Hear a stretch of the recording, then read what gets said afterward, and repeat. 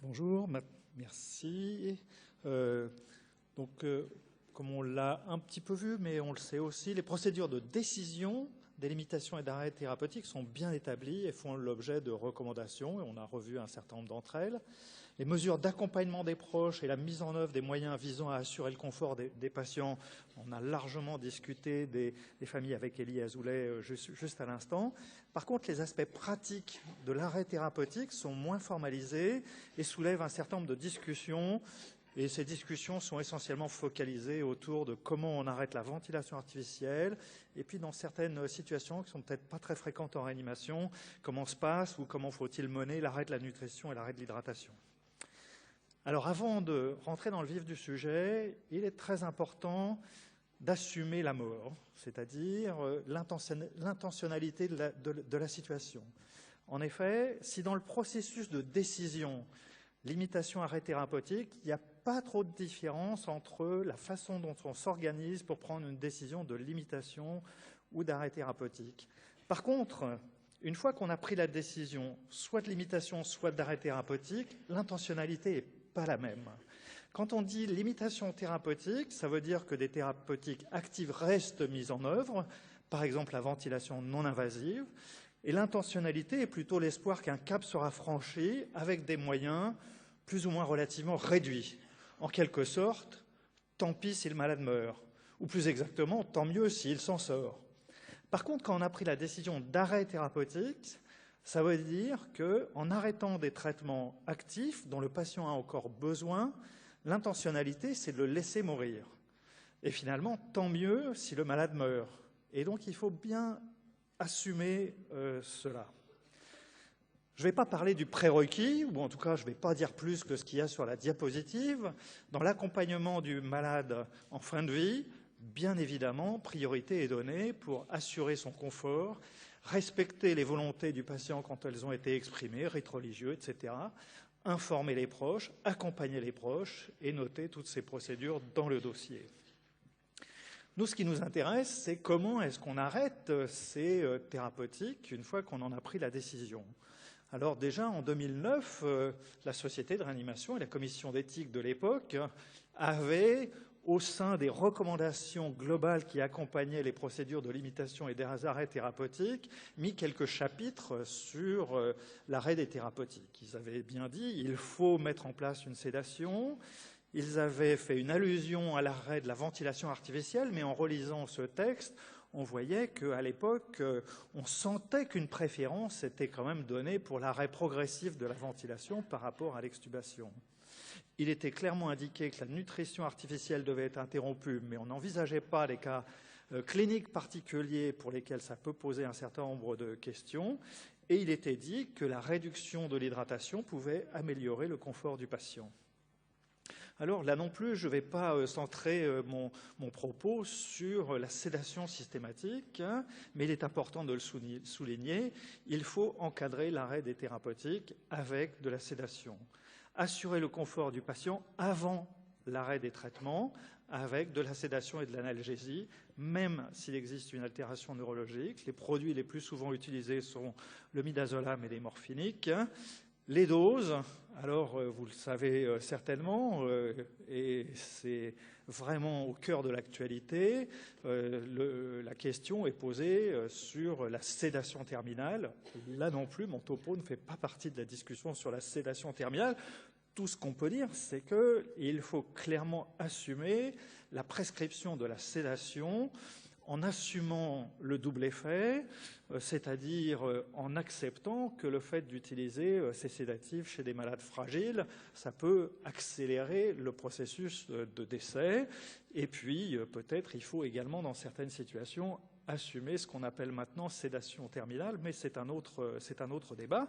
Et quand on fait sédation, il faut évaluer, dans la mesure du possible, si la prescription de la sédation permet d'obtenir un confort au malade. Alors, ce n'est pas très facile chez nos malades, mais il existe quand même des échelles relativement simples et que finalement, même si vous n'utilisez pas les échelles, elles sont assez intuitives et on est assez régulièrement interpellé parce que le malade a un visage crispé, et puis il faut regarder tous ces éléments qui nous permettent de dire que la sédation paraît efficace. Alors maintenant, pour rentrer dans le vif du sujet, c'est quoi ces modalités d'arrêt des traitements? Et puis d'abord, quels traitements arrêter? Et puis je les ai finalement séparés en 4 catégories. Les médicaments pour lesquels, quand on va les arrêter, il ne va pas y avoir de conséquences visibles immédiates. Les catécholamines, la ventilation artificielle, la nutrition et l'hydratation. Puis il y a une autre question qui est, est-ce qu'il faut arrêter ces médicaments de façon progressive ou bien est-ce qu'une fois qu'on a pris la décision d'arrêt thérapeutique, il faut arrêter tout en même temps? Ce qui pose pas trop de problèmes, c'est l'arrêt des médicaments sans effet immédiat. Et une fois qu'on a pris la décision d'arrêter des thérapeutiques, il faut arrêter les antibiotiques, les transfusions, les anticoagulants, l'insuline, les vitamines et l'épuration extra-rénale. Je ne fais pas de commentaires là-dessus. Et puis, une fois qu'on a fait ça, on peut se placer d'un point de vue clinique et imaginer qu'il y a 3 situations cliniques schématiques. Il y a la situation du patient qui est dépendant de son traitement par catécholamine. Il y a la situation du patient qui n'a pas de catécholamine et qui est en ventilation artificielle invasive. Il y a le patient qui n'a ni ventilation artificielle ni support hémodynamique. Alors si on regarde dans la littérature, comment et quels sont les traitements qui sont arrêtés pour avoir un petit peu une idée de « bon ok, moi j'ai mes idées, mais comment font les autres ?» Eh bien, de façon, dans une étude un peu ancienne maintenant, on voit que toutes les thérapeutiques peuvent être arrêtées, mais ici, dans cette étude, on n'avait pas la hiérarchie, la chronologie de l'arrêt de ces thérapeutiques. La seule chose qu'on peut remarquer, c'est que parmi les malades pour lesquels on avait arrêté la ventilation, donc 100 malades, il y en a 34 seulement de ces malades qui avaient des extubés. Et puis, si on regarde dans cette étude, la façon d'arrêt, l'ordre d'arrêt des traitements, donc 260 patients pour lesquels il y avait une décision d'arrêt thérapeutique, en arrêtant 1 les transfusions, en 2 l'hémodialyse, en 3 les vasopresseurs, en 4 la ventilation artificielle, etc. Si on regarde dans une autre étude, là encore, la ventilation fait plutôt partie des traitements qu'on va arrêter secondairement par rapport à l'arrêt de l'épuration extra-rénale, de l'hydratation, de la nutrition artificielle, des vasopresseurs. Et puis, dans l'étude de AREV, à laquelle peut-être un certain nombre d'entre vous ont participé, donc il y a 46 services en France qui ont participé, et la question est de savoir, est-ce qu'on arrête plutôt la ventilation artificielle en faisant de l'extubation ou plutôt en faisant du sevrage ultime. Et la première partie des résultats de cette étude, c'est les résultats du questionnaire qui était avant que l'on fasse ce qu'on fait réellement. Et donc, c'est les résultats de cette étude que je vais distiller au fur et à mesure du besoin. Et dans cette étude, on demandait, est-ce qu'il y a une différence morale, peut-être morale, c'est entre guillemets, entre, parmi les traitements qu'on arrête, l'arrêt de la ventilation invasive et puis l'arrêt du reste. Et on s'aperçoit que pour tous les répondants, là c'est les infirmières, là c'est les médecins, ils sont plutôt d'accord sur le fait qu'il y a une différence morale pour 40% d'entre eux, et puis les autres pensent que c'est à peu près la même chose, ou globalement la même chose d'arrêter la ventilation. Et est-ce qu'on pense que dans le cadre d'un arrêt des thérapeutiques, il faut arrêter la ventilation artificielle? À quel endroit il faut placer l'arrêt de la ventilation artificielle? Et on remarque ici en rose que l'arrêt de la ventilation artificielle ne s'envisage qu'après l'arrêt des autres suppléances d'organes pour la majorité des personnes qu'on a interrogées. Effectivement, quand on regarde plus précisément les modalités d'arrêt de la ventilation artificielle, comme je le disais, il y a 2 façons de faire. Soit on extube, ou soit on fait ce qu'on appelle le sevrage ultime, c'est-à-dire qu'en ayant bien mis de la sédation, comme je le disais tout à l'heure, on va baisser la FiO2, on va retirer la pression expiratoire positive, et puis après, dans un deuxième temps, on va diminuer la fréquence respiratoire, diminuer le volume courant pour arriver à une ventilation artificielle tout à fait réduite, une hypoventilation sous ventilation artificielle. Là, dans 2 études, on voit que les docteurs sont très hétérogènes sur ce choix entre les modalités d'arrêt de la ventilation artificielle. Il y en a qui font que de l'extubation, il y en a qui font que du terminal weaning, et beaucoup plus du terminal weaning, même si cette étude est assez ancienne. Et puis, beaucoup font un panachage. De temps en temps, on fait de l'extubation, de temps en temps, on fait les deux méthodes. Puis, on regarde dans cette étude canadienne un tout petit peu plus récente, où on voit que dans l'arrêt de la ventilation artificielle, il y en a une partie qui est extubée, une autre partie qui a plutôt de la pièce hantée, puis il y en a d'autres qui ont du terminal weaning et d'autres qui n'ont pas d'arrêt de la ventilation à ce moment-là. Dans l'étude AREV, donc la photographie, on pourrait dire, des 46 services qui ont participé à l'étude, eh bien là aussi, on a des pratiques qui sont très hétérogènes. Il y en a très peu de services qui font que de l'extubation et assez peu de services qui font que du sevrage ultime. Dans la plupart des autres situations, on peut dire que la modalité d'arrêt de la ventilation est panachée. De façon peut-être anecdotique, mais quand même pas tant que ça, pour certains, le fait d'arrêter la ventilation est assimilé à un acte d'euthanasie. Les pourcentages sont relativement faibles, mais ils ne sont pas nuls. Et alors vraiment de façon très marginale, certains pensent que c'est même éventuellement illégal.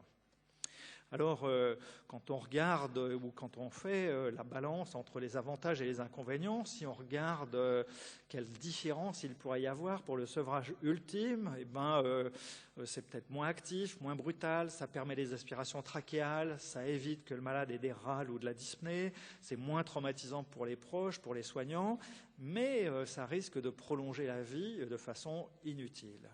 De l'autre côté, l'extubation, ça évite certainement une agonie prolongée, c'est plus transparent puisqu'on retire tous les tuyaux, c'est sans ambiguïté, c'est peut-être plus naturel. Par contre, en contrepartie, il y a un risque de survenue de râles, d'encombrement, de dyspnée bruyante et éventuellement. Alors quand, dans cette étude ancienne que j'ai déjà citée, on demandait pourquoi les médecins choisissaient l'une ou l'autre des techniques, eh bien ceux qui étaient pour l'extubation, c'est parce qu'il n'y a pas d'ambiguïté, parce que c'est mieux perçu par la famille, mais l'argument est relativement peu fréquent, et parce que c'est un meilleur confort pour les patients. Inversement, ceux qui choisissent le sevrage ultime, cette fois-ci, on trouve plus souvent que c'est confortable pour les patients, on trouve que c'est mieux perçu par les familles et que ça a un caractère moins actif. Donc on voit bien que finalement, on a les mêmes qualificatifs dans les avantages pour les deux procédures, même si les pourcentages sont un peu différents.